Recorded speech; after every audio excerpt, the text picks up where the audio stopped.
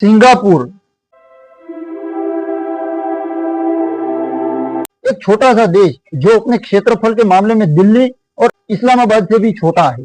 प्रधानमंत्री नरेंद्र मोदी इंडोनेशिया गए थे और यहाँ के बाद सिंगापुर पहुंचने वाले थे। तो पीएम मोदी हर समस्या का समाधान विकास मानते हैं और सिंगापुर ने पूरी दुनिया में बहुत छोटे वक्त में विकास की बेमिसाल गाथा लिखी है। जब यह देश आजाद हुआ था तब इसके पास शायद ही ऐसी कोई चीज थी जिससे यह देश अपनी गरीबी से छुटकारा पा सके। सिंगापुर के पास न तो खेती के लिए योग्य जमीन थी और न ही खनिज संपदा, न ही नेचुरल रिसोर्सेज। ज्यादातर जनसंख्या झुग्गी झोपड़ियों में बसती थी। लेकिन आज अगर इस देश के ऐश्वर्य यानी बेस्ट की बात करें तो सिंगापुर वो मुल्क है जहां लोगों की एवरेज इनकम दुनिया में तीसरे नंबर पर है। मोबिलिटी, हेल्थ, सिक्योरिटी और प्रोडक्टिविटी के मामले में सिंगापुर दुनिया में सबसे आगे है। सिंगापुर की बीते 5 सालों से दुनिया का सबसे महंगा शहर भी है। लेकिन सिंगापुर की कहानी हमेशा ऐसी नहीं थी। एक ऐसा समय था जब भारत, ऑस्ट्रेलिया और म्यांमार की तरह सिंगापुर भी एक ब्रिटिश कॉलोनी का हिस्सा हुआ करता था। एक समय ऐसा भी आया था जब सिंगापुर पर बम बरसाए गए थे। ये बात वर्ल्ड वॉर 2 के दिनों की है। सिंगापुर को जिब्राल्टर ऑफ द ईस्ट कहा जाता था क्योंकि सिंगापुर में ब्रिटिश मिलिट्री की भारी मौजूदगी हुआ करती थी। लेकिन साल 1942 में जापान ने ब्रिटेन को शर्मनाक अंदाज से हरा लिया। तब British prime minister Winston Churchill ने इस हार को ब्रिटिश हिस्ट्री का सबसे बुरा नुकसान और सबसे बड़ा सरेंडर बताया था। लेकिन 1944 से 45 में अमेरिकी विमानों ने जापान के कब्जे वाले सिंगापुर पर हमला बोल दिया। इस हमले में सिंगापुर पर जोरदार बमबारी की गई जिससे यहाँ के व्यापारिक बंदरगाहों को बुरी तरह नुकसान पहुंचा।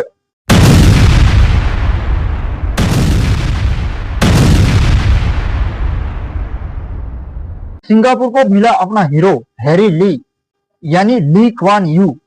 जापान के कब्जे वाले दिनों में सिंगापुर की आबादी को तमाम टॉर्चर का सामना करना पड़ा था। 16 सितंबर 1923 को जन्म लेने वाले ली क्वान यू एक चीनी इमिग्रेंट परिवार की तीसरी पीढ़ी के बेटे थे।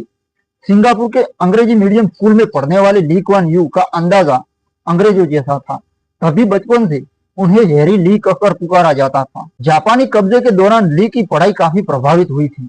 लेकिन जब युद्ध खत्म हुआ तो उन्होंने लंदन स्कूल ऑफ इकोनॉमिक्स और कैम्ब्रिज यूनिवर्सिटी में पढ़ाई की।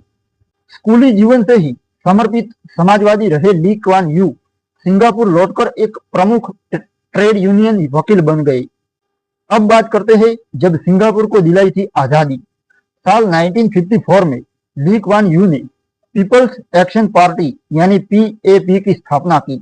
इसके बाद ली क्वान यू इस पार्टी के महासचिव बने और अगले 40 सालों तक इस पद पर रहे। साल 1959 के चुनावों में पीएपी यानी पीपल्स एक्शन पार्टी बहुमत हासिल हुआ। इस तरह सिंगापुर पूरी तरह से अंग्रेजों के नियंत्रण से निकलकर स्वशासित राज्य बन गया। ली क्वान यू ने सिंगापुर का विलय मलेशिया के साथ 1963 में किया। लेकिन कई कारणों के चलते ये गठबंधन ज्यादा दिन तक नहीं चल पाया। इसके बाद 1965 में आइडियोलॉजिकल रसाकसी और जातीय समूहों के बीच हिंसक संघर्ष के बाद सिंगापुर संघ अरे खाओ ना दबा के। अरे पेल के खाओगे तो रेल के मारोगे। ये बात याद रखते तो आज नहीं आती हालत।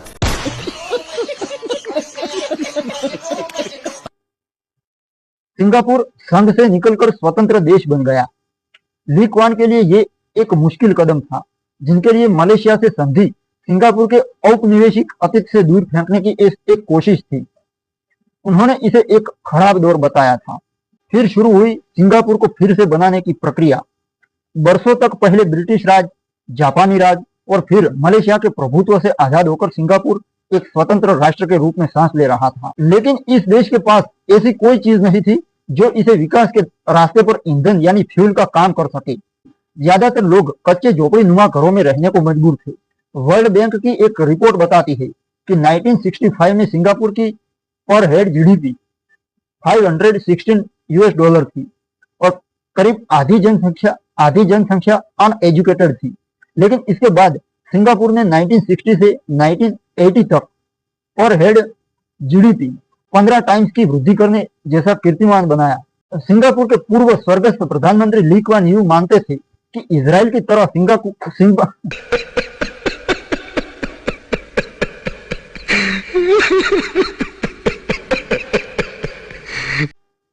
सिंगापुर के पूर्व स्वर्गस्थ प्रधानमंत्री ली क्वान यू मानते थे कि इजराइल की तरह सिंगापुर को भी छलांग लगाकर आसपास के क्षेत्र के अन्य देशों को पीछे छोड़ना है और मल्टीनेशनल कंपनीज को आकर्षित करना है।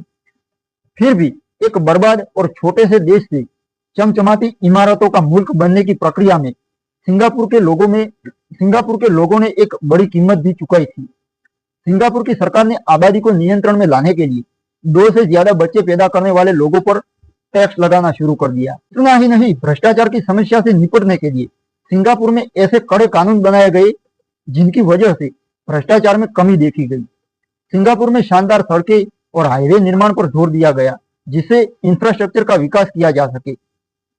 अब बात करते हैं कि सिंगापुर ने कैसे की इतनी कमाई। सिंगापुर की सूरत बदलने में इसकी जियोग्राफिकल कंडीशन का एक बड़ा योगदान है। ये देश मलक्का स्ट्रेट के मुहाने पर स्थित है, जहां से दुनिया का 40% समुद्री ट्रेड के जहाज वहां से गुजरते हैं, जिससे इस देश को भारी कमाई होती है। 190 किलोमीटर लंबी तटीय रेखा पर कई गहरे पानी वाले बंदरगाह है।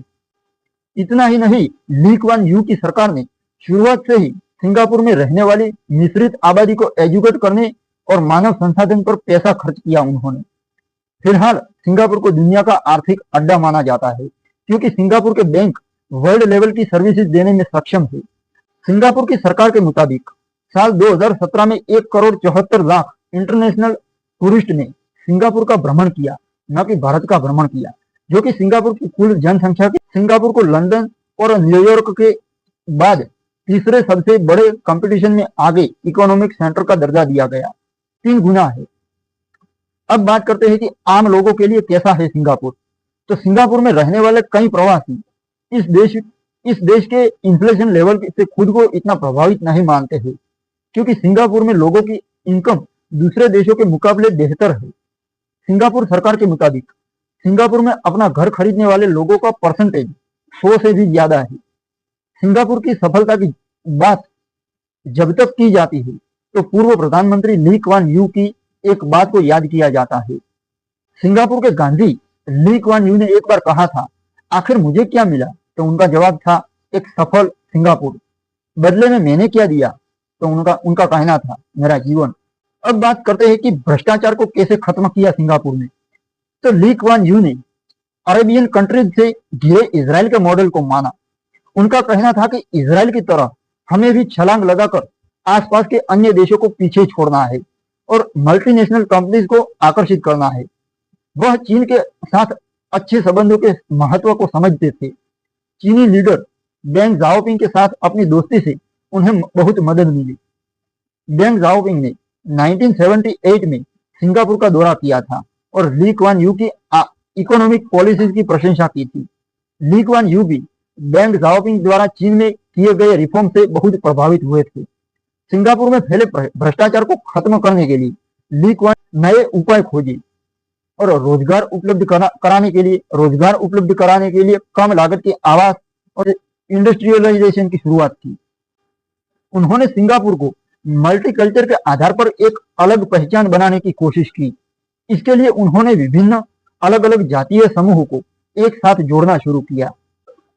तो ये थी सिंगापुर की कहानी, जिसमें से हम इतनी छोटी सी चीज तो सीख सकते हैं कि कैसे सिंगापुर ने अलग अलग जातीय समूहों को एक किया, जबकि हमारा देश भारत जातीय समूहों के आधार पर बढ़ता ही जा रहा है। भारत भी जमीनी रिफॉर्म से सिंगापुर की तरह एक अमीर देश बन सकता है। आपका दिल की गहराइयों के साथ बहुत बहुत धन्यवाद दोस्तों।